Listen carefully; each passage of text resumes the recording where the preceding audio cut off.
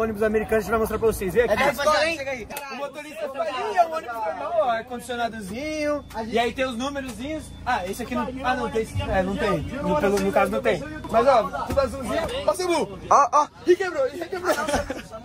E ali atrás, rapaziada, tem uma saída de emergência, mas é basicamente isso. Parece um ônibus de prisão. Então. Porque a nossa escola parece uma prisão. Todo ano, quando começa o ano, a gente aprende como usar a saída de emergência, tá ligado? Que é isso aqui. Quando tem alguma emergência, a gente treina. Tipo, o motorista abre isso aí, todo mundo solta o calor do carro. Ah, e tem por cima também. É mesmo? O calor do cão. E tem as janelinhas aqui.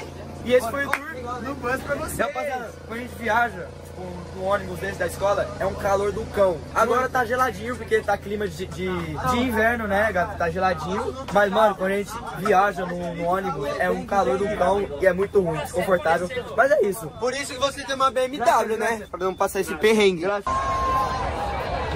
Duas líderes torcidas.